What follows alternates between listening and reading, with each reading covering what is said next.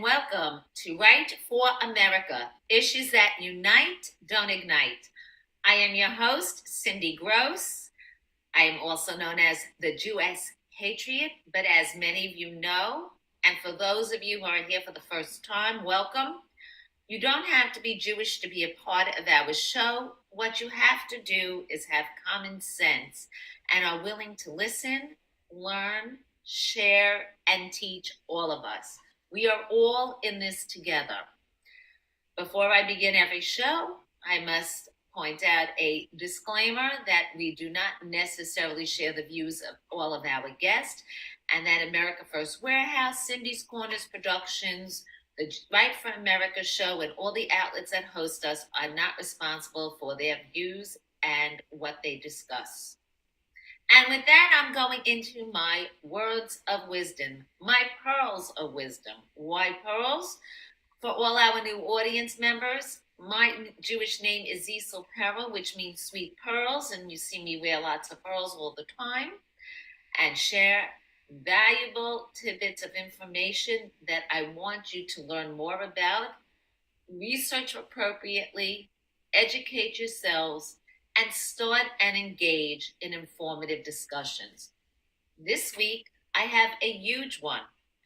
Where is the RNC and Michael Whatley? And you can see from my first slide, those are questions that many of my audience members are asking me to answer, which I can't totally, but they are filling social media up with questions. Where is the RNC as elections are underway for 2025 and 2026? A year ago, most of us were in Milwaukee at this time. We were at the RNC convention. We were there with the nomination of President Donald Trump, then candidate Donald Trump, and also the nomination of J.D. Vance, then candidate J.D. Vance. The name Michael Whatley was everywhere. Each and every one of us were receiving many, many, many emails and texts a day from the RNC asking us to donate money. Donate for this one, donate for that one, donate for Trump, donate for issues, donate for Senate, make the House Republican. Well, we did our job because we got the White House, the Senate. We have a great many governors. We have many House state elected areas, especially in red states. And now it is 1 year later, and the silence is deafening. And we want to know, what is the RNC doing on a national level? Because recent polling, as you can see in elections, in the governor in Virginia, in the governor in New Jersey, in races across the country on a state level, local level, the New York City mayor's race, needs national Republican help. The media is still not with us. Why is the media actually promoting the 10% growth in pricing in meat since January, when the National Republican Committee should be sponsoring ads about the prices of beef in 2020 when Trump left office and today? Because the reason beef went so high was because of the Biden presidency in his 4 years. Why aren't they on the offensive when it comes to peace versus violence? In peace around the world versus violence in Afghanistan and the disaster we had there. I honestly can tell you, the list goes on and on and on and on. And people want to know, where is Michael Whatley? Where is his assistant chairs? We know where Lara Trump went. She went to Fox News. and many of us are going to be very interested in what's going to happen now that President Trump initiated a lawsuit against Rupert Murdoch, and his sons are not on his team. Definitely not. And is the RNC going to focus on the North Carolina Senate race because of the open seat of Thom Tillis? We are the people that decide everything because our vote counts. You see, elections need money, but votes win. Look at the example that Kamala Harris set on wasting billions of dollars with celebrity endorsements, fake shows, and literally losing both the popular and electoral votes. You have a very small window of opportunity, RNC. Get your act together. And joining me now is somebody who was with me in Milwaukee. He actually was one of the hosts of one of the best events there, the Faith and Freedom Breakfast featuring the president, now president, then president nomination. And he is considered probably one of the top 5 grassroots activists in the country. He is the president of Freedom and Faith Action. He worked in 2000 with Bush Faith Outreach, and he flipped Georgia, Virginia, and Alabama. And he is a big, staunch supporter of Judeo-Christian values, which suddenly has become a target of the left about the alt-right. And we're finding out that people who are quote-unquote MAGA are not really MAGA because they're not standing with Judeo-Christian values. John Pudner, thank you so much for joining Right for America, Issues That Unite. You are a big uniter of people. You don't get enough credit for everything you do. And we are just so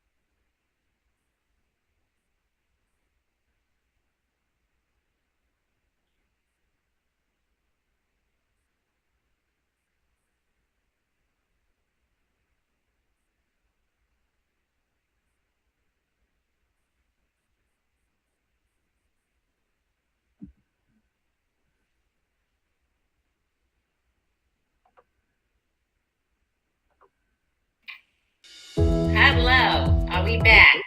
Hello. I heard the whole intro and then it froze. I'm so sorry. I'm so sorry. This is a first for us. This is what happens when we go live. It happens by Laura Ingram and it happens at Cindy Gross. So welcome to the show.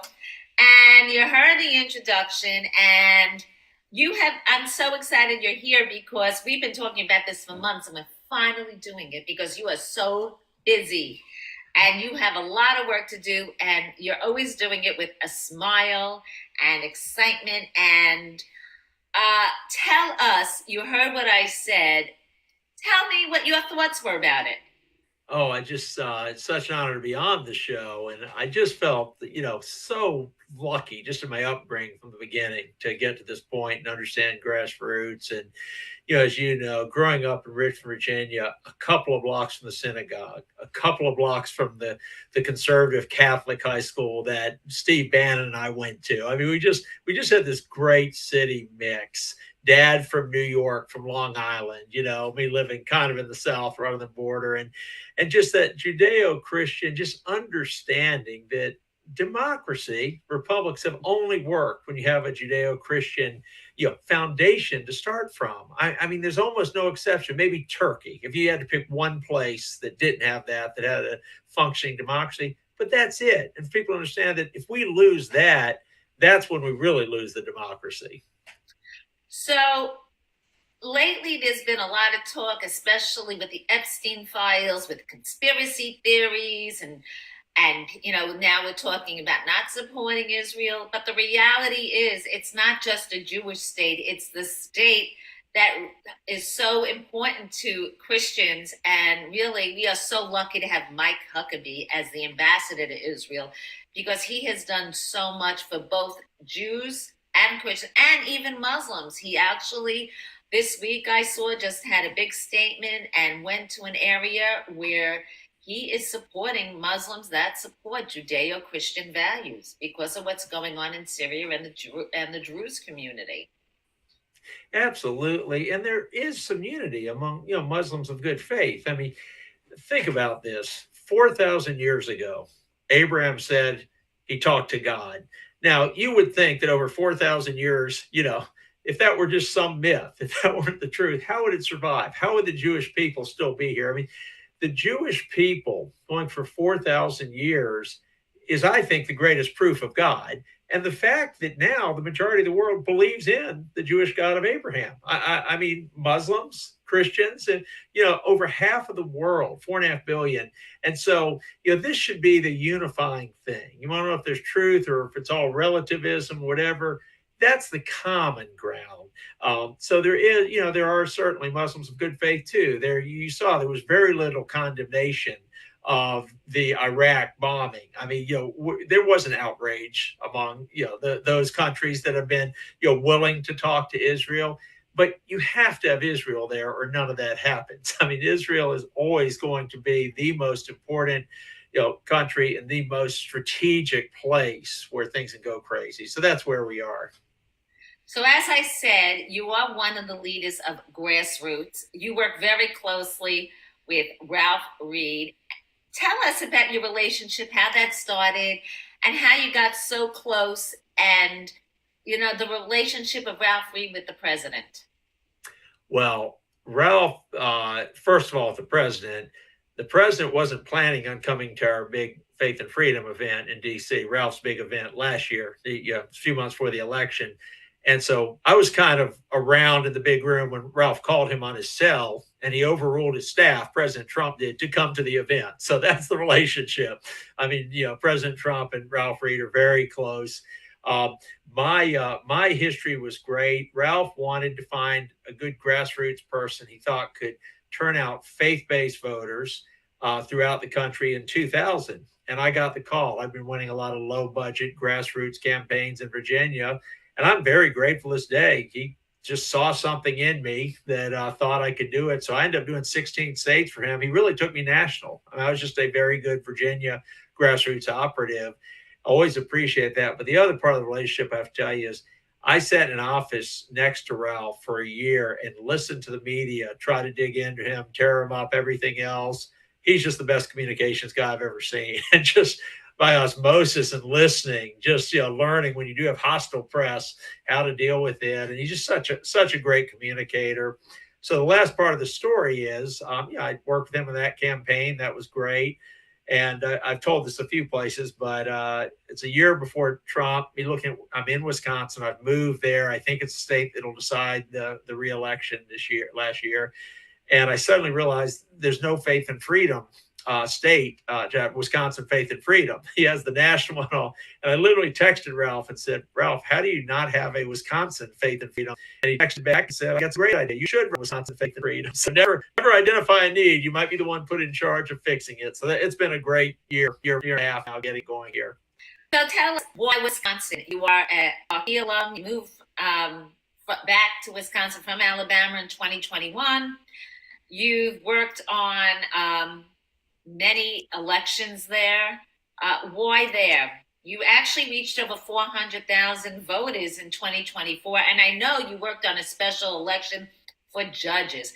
People don't understand the importance of a judge election because, like where I am, there are judges are picked by, in backroom deals between both Democrats and Republicans, and there's no choice on the ballot.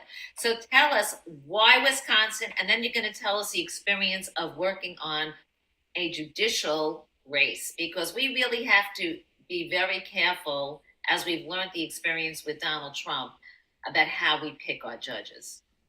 It's a great question because my family was, dad's whole side was New York. So it was Long Island. That was the summers. We were Rockville Center, Jones Beach, that's where we wanted to spend a week every summer. So we were up there, favorite aunt up near Buffalo. I was born in Potsdam, New York. I tease people from Syracuse and tell them they're from down south, because I was even further north than them. But so we had that here. And my mom's whole side was Alabama, Virginia. So I'd spent most of my life in the South, as you mentioned, 3 state legislatures where I ran a bunch of races, and we took them from blue to red, were Virginia and then Georgia and then Alabama. But in 2021, late that year, I started, this presidential is going to come down to Wisconsin. I did spend 4 years up there in college, overlapped with Scott Walker, which was great, a great experience. And I just started telling friends in Auburn, Alabama, my wife taught at Auburn University, I'm going to move back to the state that's going to decide this presidency.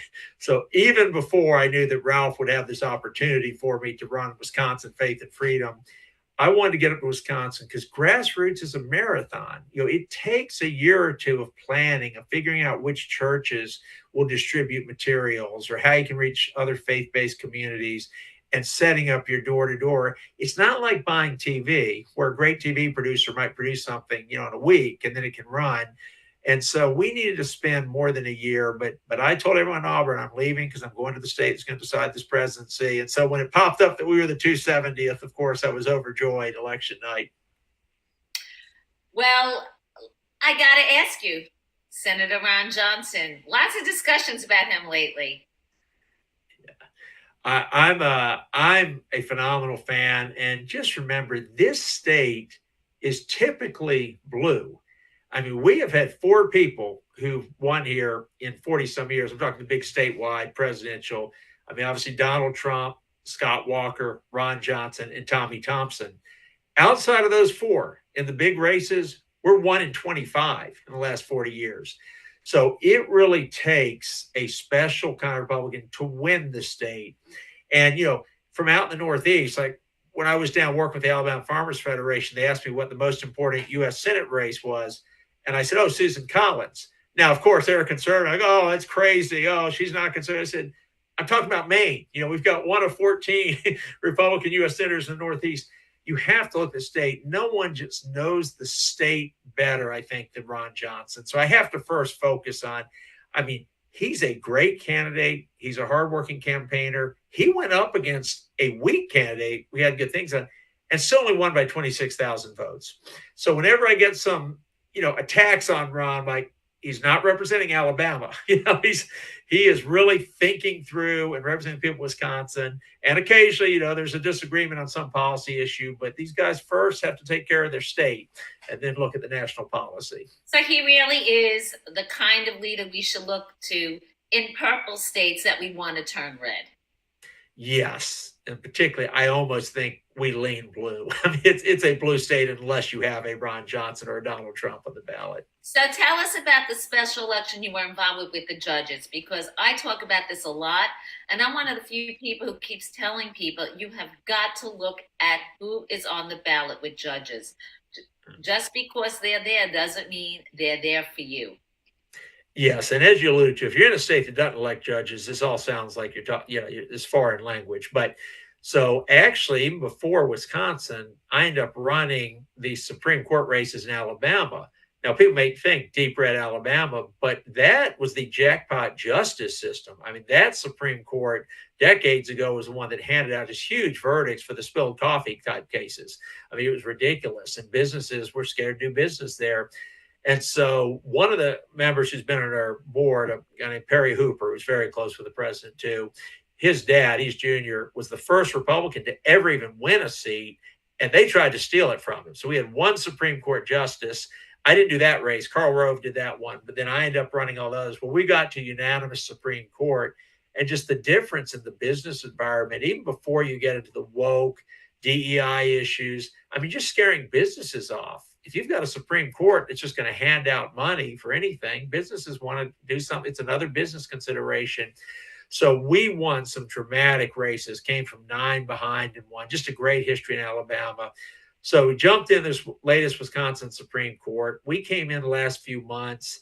It was a loss. The climate's tough there, but we were assigned one specific area of the state, and we actually had a pilot. We turned the vote 10 points more conservative from the previous judge's race. Now, the rest of the state held the same, and the Wisconsin judge, the conservative, actually lost by 10 points. But in our area, we swung at 10 points. The rest of the state stayed the same. So judicial races are different. There's certain things you can and can't say. There's certain things you shouldn't say that liberal candidates do say, like they make pledges on how they're going to rule, which should not happen.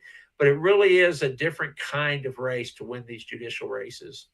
So you heard my opening, and I'm sure you have to agree with some of it because you're already working on races. And it shouldn't just be grassroots. We should be on the offensive because of how terrible the Democrats run their party on local, state, and national levels. And there's no question about it. A perfect example, all over the news where I am, and everybody knows I'm on vacation, so I'm not going to say where, but everybody's talking here about the Department of Transportation and the nonsense that went under Pete Buttigieg, who's trying to think about a 2028 presidential run after his unsuccessful one last time.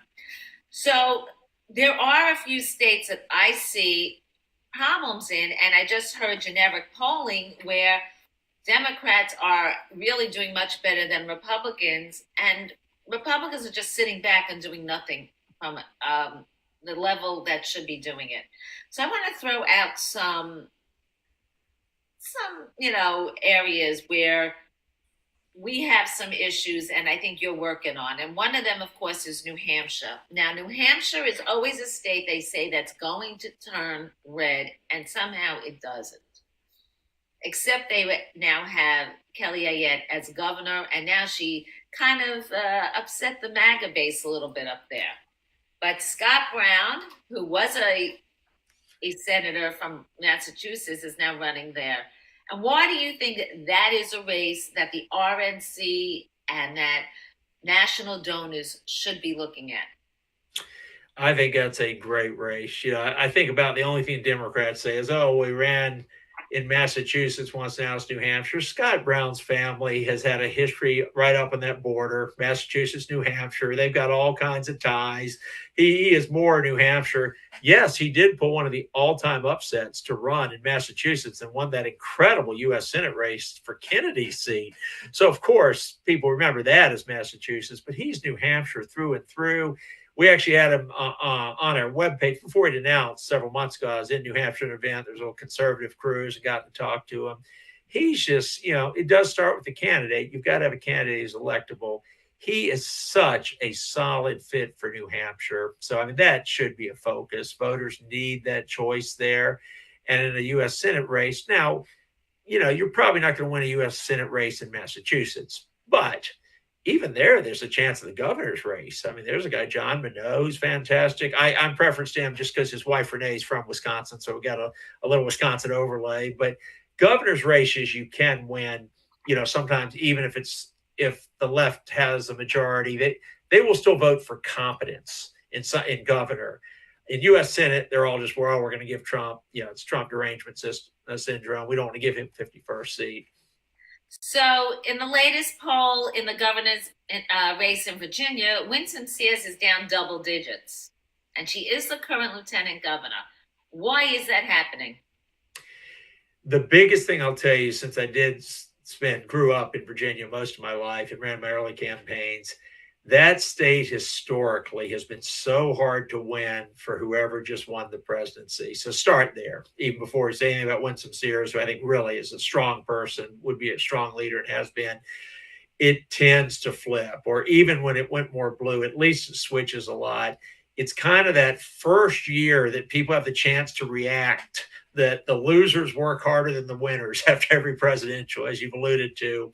And it just tends to go the other way, or at least head in that direction strongly. So that's why she's got a tough hand. I think she's got a strong lieutenant governor candidate, John Reed. Jason Miyares is the attorney general. I think should win re-election. He's been a strong AG. So at least it's one where the three that are all on the ballot, yes, some hope there. But it is just a tough race. But I caution people, Ken Cuccinelli, when he ran for governor, was almost 20 points down about 2 months out. Everyone gave up. They pulled all the money out of Virginia, and he lost by, I think, 2 points. I mean, check my math. But it went from 19-2 after everyone stopped giving money and wrote the race off. So don't write off Winsome Sears. We really want the voters of Virginia to have a choice. But yeah, I always say she would not win the election if it were held today, which is what the poll says. But the election's not being held today. So there was a recent poll in New Jersey, the first poll since the very expensive primary, and Jack Ciattarelli is still behind Mikie Sherrill. And it's very interesting because there was an interview just in the past 48 hours where Mikie Sherrill was asked if she would endorse Mamdani as the Democratic candidate in the New York City primary race, and she refused to answer, which means that, and what was like, I'll go with whoever the nominee is. That's the way she put it. So that tells you she's with him. Yet he's behind. He already received the endorsement from President Trump, and he's run already. This is his third race, which for me, I think that's a red flag. But I know that the president is determined to win New Jersey, home to Bedminster. Tell us what's going on in that race from what you know. Well, I actually think it's a positive to keep running. I know the general perception is, oh, well, someone's already lost a couple times. Aren't they flagged as a loser? But I learned that lesson in Virginia. There was a Northern Virginia congressman named Frank Wolf. And I asked him once how he had won and stayed in office for so long. And I said, hey, you lost your first 3 or 4 races. I said, what was the key? He said, the day after every election, I continued door knocking. I knocked on doors for 8 years. And people just finally started to realize, wow, he wants to talk to me when there's not an election for 2 more years. It's so hard to build up the kind of following in a state like New Jersey that's so expensive to advertise in, as you know, being right up there in the tri-states. And it's hard to start from scratch unless you just have some great story like Donald Trump did, where he's obviously been branding himself, his whole life before running for president, but it's so tough. So there's definitely a better shot there than I think there probably would be with a newcomer. So I have to tell you, I had a conversation with a very good source of mine, and I sound like, fake news, but I'm really not. That's someone who was recently in the White House, and they're hearing rumblings that there might be an endorsement for Curtis Sliwa, seeing the surge in the polls and knowing what's going on in New York. What do you think, as a country, and everybody knows Wall Street and Fifth Avenue, if New York falls, the country falls, basically. What do you think we as proud Americans should be doing about the race there, and then the follow-up with Minneapolis? Yeah, well, I think, yes, we've got to fight.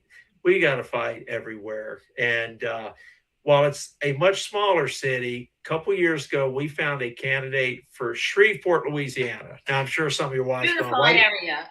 Why do I care? Yeah, it's beautiful. But some in New York, why would I care about little Shreveport? I'm looking at world's greatest city, many would say. But we went down 57% black city. We ran a great white Republican candidate. I'm just saying he was white because this wasn't some one off. And we won Shreveport in a mayor's race. I mean, it now has a Republican mayor. No one doing targeting in some back room would say you go into 57% black city against a black state senator who'd been in office for years and have a chance, but we did. And there's a different strategy. You have to know your city. That's why I'm glad I grew up in that kind of city setting. I mean, there was a football coach who put players in the NFL who was on our side. Black guy just loved us. There were some pastors who were on our side. I mean, you have to be able to reach into every community. It's fine to be able to win things in the Dakotas and Alabama. I'm glad we have these places. We don't have to worry about winning. But there's just a different approach and strategy. And it's not giving up on your principles. It's just understanding their different communities, like we did with Latino outreach in Wisconsin. We got a lot of credit for that. Bilingual literature outside of a mass, as Spanish-speaking mass, as people left. So it's just know your community. It's not going to be the same playbook as some more rural state or area. But we got to go in and fight for our cities. I mean, they've been disasters, and it's all been under Democratic leadership. You're right. And you know what? It's the cities that have the bulk of the population and the businesses that really run the states that run the country. I want to take this because you brought up a very interesting point. Black, white. There's something that is very common if you are a believer in faith and in Judeo-Christian values. There are white Jews. There are dark-skinned Jews. There are light-skinned Christians. There are dark-skinned Christians. There are people in rural areas. There are people in suburban areas and cities. There are people in the East and there are people in the West. It's not discriminatory for age or sex or skin color. Judeo-Christian values are a universal group or acknowledgement that brings together people. It's a way to build coalition. So tell us why the church, in my case, the synagogue, they are great areas and arenas for success in family, success in self-esteem, in business, and I hate to say it, but in politics. I agree completely. And thank goodness we had this IRS decision last week, I guess it was, ending the Johnson Amendment's effort from the 1960s to silence leaders in church, to say you're going to lose your tax-exempt status in your place of worship if you endorse a candidate. I'm not saying churches should endorse candidates, but that's up to given church, what they want to say from the pulpit. But when the IRS threatens to pull away your ability to get tax-deductible contributions, they're basically trying to give you a death sentence as a place of worship. And that decision so frees it up. Now, within that, the rabbi, the priest, the pastor, they can decide what's appropriate, but we just can't have them scared to talk about issues. And there are real issues affecting us. My goodness, obviously, the defense of Israel. I mean, many Christians would put that at the top of their list too, but certainly in a synagogue. But these are all things. And to have this wall they built for decades, liberals said, don't talk about anything that sounds like you're hinting at politics. Don't even mention that there's a difference in views. Be quiet. We might take away your status. So thank goodness we're past that. And every place of worship should decide what they want to do. And again, I don't know what happened in Dearborn, Michigan, but you have the biggest Islamic place of worship in the Northern Hemisphere. I don't know what was said there. I don't know how they interact. I don't. Obviously, I'm not Muslim. I don't know. But Kamala got 34% of the Muslim vote in Dearborn. I mean, somewhere at some point they said, wow, they're clashing with their views. And Trump beat her, a place that, Biden had won 70% of the Muslim vote. So, people of faith have to have the same voice that agnostics and anyone else does. So it always amazes me and many of my Jewish organization leaders who think like us, is that in the Black churches, Reverend Wright was never afraid to talk politics. Al Sharpton was never afraid to talk politics. And they never had to worry about tax exempt. In fact, Al Sharpton still owes the government lots and lots of back taxes. We'll leave it nice like that. And yet Jewish organizations and rabbis were always afraid. You can't say it. We're going to offend somebody. We're going to lose, So this is really a blessing. And I'm not saying that you should be going to church or synagogue and discussing in the middle of services on a Saturday or Sunday, but to have a candidates forum and educate on the issues that go right with what you believe in: school choice with quality education, senior citizen care, because it doesn't matter if you're in a church or a synagogue, we have people of all ages, and seniors are going to be concerned about that. You could actually rally people while you're at these churches and synagogues about faith, because you come to us, pray a little bit, and we'll help. There are ways, there are groups together. We'll get you a carpool, we'll get you this. It could actually be a center of encouragement and friendship, and focus on people who are lonely, people that are depressed and have anxiety. It's a great support system. So you're right. That was really wonderful now that we have this option. And we also are very lucky that churches and synagogues, and even to a point mosques, because there are mosques that do support our beliefs and that are working with us. Not as many as we should have, but we do have some. There are Muslims for Trump, Arab Americans for Trump, as you just pointed out, including family members of the Trump family. I tease people. Donald Trump is actually having international world peace at his own holiday table. He has Tiffany's Arab family and Ivanka's Orthodox Jewish family and everybody else's Christian families together. So he really represents everything best. Anything you want to add to what I just said? Well, you're right on. And to at least start with that basic you said, you can always register voters and see if they have a place to vote. That's kind of threshold. No one should find that offensive. If you do nothing else, just knowing that, a synagogue turns out voters or a church turns out voters, that's going to make your electeds more responsive to your community. Even if you don't tell anyone how you think they should vote, but you're just saying, hey, do you have a plan for vote? Well, I can't get to the polls. I can't drive. I'm elderly, whatever. And so, as you said, make that part, you're starting to live that person's experience too. Wow, I bet this person can't get to the grocery store either. Things like that. So at least start there. Now, you can add, I think, the side-by-side comparisons we do don't say who to vote for. We list out 7 or 8 issues side by side. Most conservatives look at it and say, well, I want the guy on the right, but it doesn't actually say vote for. And we have one pastor who's so worried. He said, one person's going to chew me out if I put these out. He finally did it. And that person came up to it and loved it. And she was very liberal. She actually liked the things under Kamala's stance. She may have been the only one in her church, but so you can do these things, but at least start with register people to vote and find out if they have a way to vote. Well, I will tell you, it's very interesting to see how much faith is in the White House. I mean, with all the talk of the Democrats loving church and synagogues, there has not been more faith. And I remember during 45, the joke was, in the Jewish religion, there was always kosher food. There was so many mezuzahs on yarmulkes walking the White House.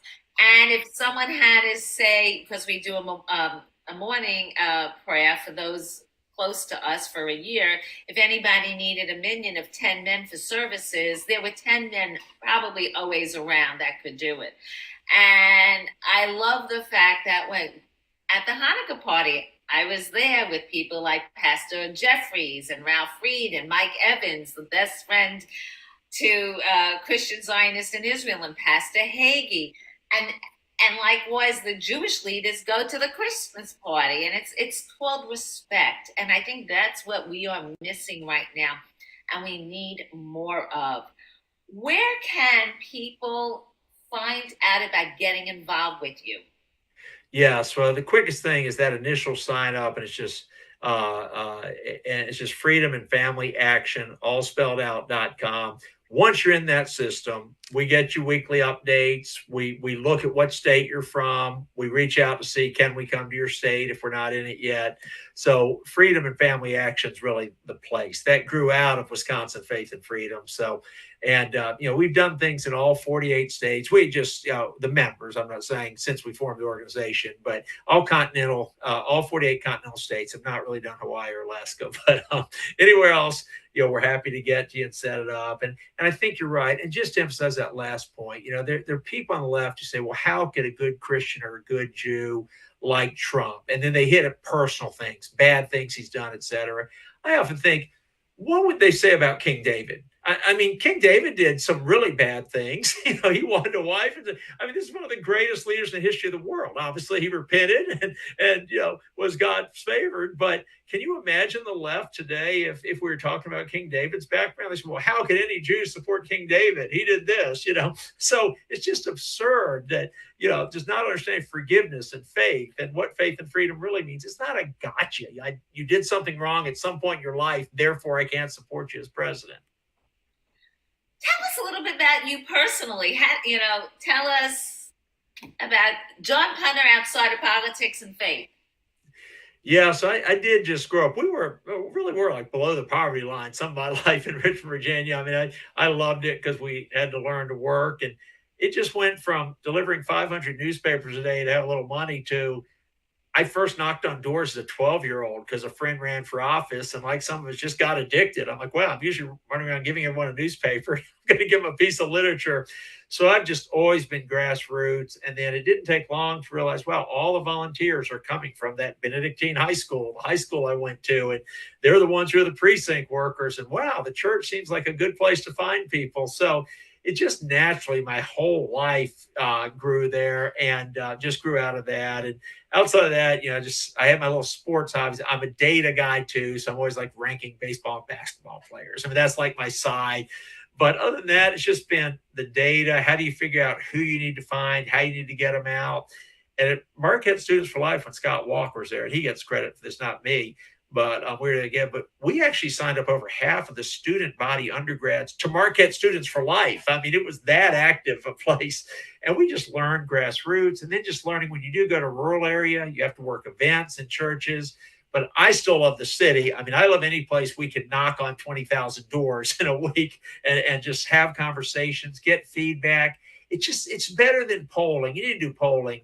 But to actually have a conversation at someone's door, you learn so much about the community. So I'm going to share with you something, the Judeo-Christian value ethic, and it's something that you wrote. Now I just lost it. 1 second. Okay. Is what allowed democracy to flourish where monarchs failed. You don't have build a republic without it. And you can't keep one without it either. The only exception has been Turkey, which is a democratic tradition and is Muslim. But other than that, Judeo-Christian communities that have had kings did not go the way they were supposed to. And I think that's really, you said a little bit of that at the beginning, and it's a great way to flow because as you know, we read our Torah and it changes and we reread it, and people reread the Bible.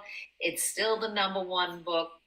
And before we close, what would you want people to really know about the word faith and then about the word freedom? Yes, there has to be faith. There has to be this traditional faith as a guiding principle. Your laws cannot make everyone moral. There has to be an underlying people are trying to do good. They're aspiring to do good, and just Judeo-Christian faith, and just that we have a God who loves us. And not to say the Muslims don't say God loves them, but they view God more as a strict judge who might hammer you. I just don't think that lends itself to democracy. And so every time I hear this, we're saving democracy, I'm like, well, you better save your Judeo-Christian foundation, because if that all goes away, the democracy won't work, because then we're just all back to being self-interest. Well, some self-interest, but you've got to have that moral guidepost to make the whole system work. Well, I was going to say some of this in my closing words of wisdom, my pearls of wisdom, but I think you're going to appreciate it, so I'm going to keep you on for it. In the news this week, we've seen pictures of a ballet where the Palestinian flag took front and center at the closing in England. We've seen 25 countries demand they end the war in Gaza. We have seen in the past few years the growth of Sharia law and prayer in public places all over Europe. And people are saying that Europe is on the demise. And I say to people, then it's up to America to save the world and watch that and make sure it doesn't happen here. I don't know if you saw some of these headlines this week because you're shaking your head and agreeing. But what are your thoughts about that? I think it's the perfect time for us to rebuild, even though we've always been the superpower, about making America great again, making us the way we were the leaders after World War II when everybody never questioned our superpower status.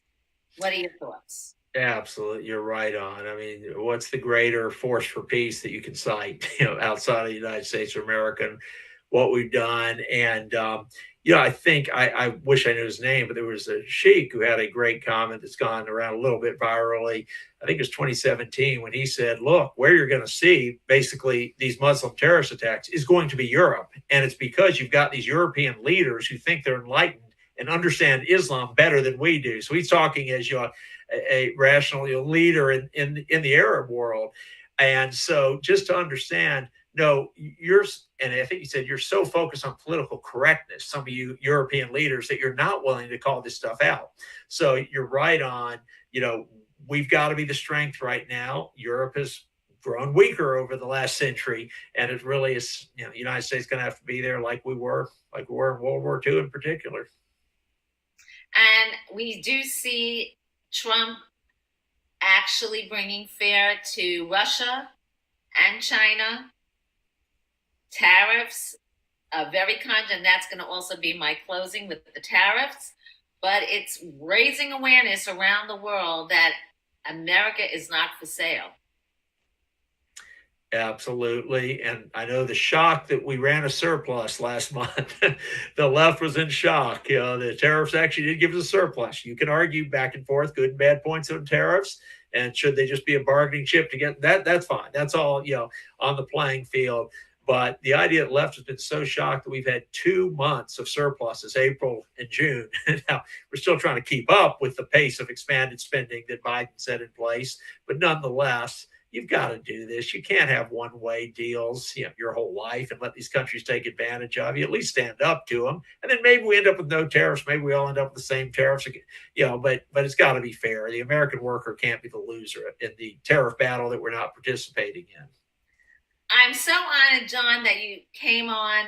I know I could have you on another hour. When I booked this, I said there's no other guests coming on. I usually have 3 guests because there's just so much to discuss, and you inspire and encourage. We didn't even discuss, I wanted to talk about the importance of Judeo-Christian values and survival and strength with women, because I don't understand how a person who follows Judeo-Christian values could ever how they could look at people with Sharia law and the way they treat women, all the women activists who are Christians and Jews. I just don't get it. We have to have you back for that conversation, because it is really something that really frightens a lot of women who think like us, and we just don't understand how the world allows women to cover their faces, remain uneducated, don't drive a car, and the list goes on and on. But please, again, tell us again where we could reach out.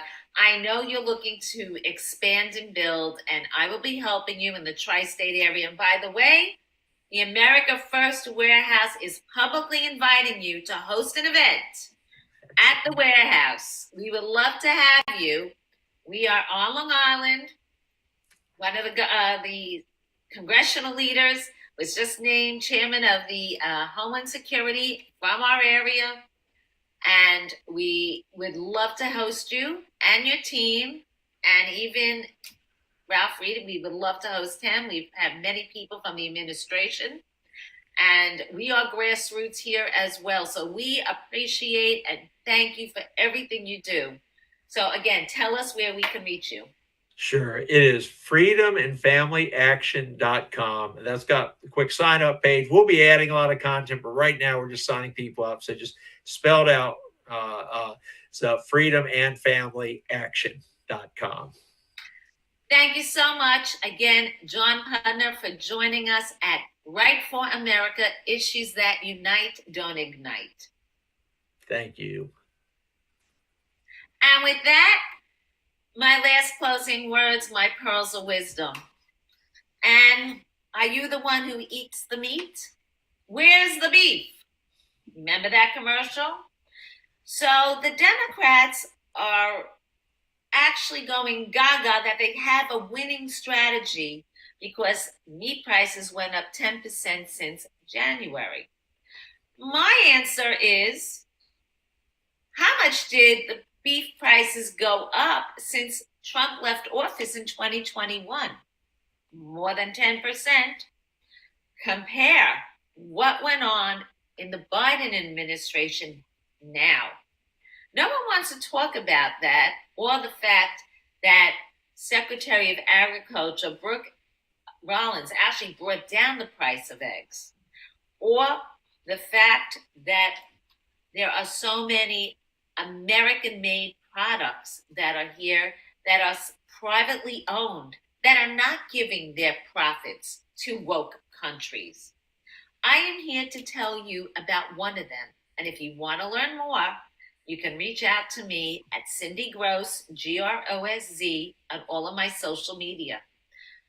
You can reach out to my Freedom Card / the Jewess Patriot, because the meat that I am telling you about is grown in Idaho, the cattle, but the grain given to the cattle is organic and non-toxic seeds.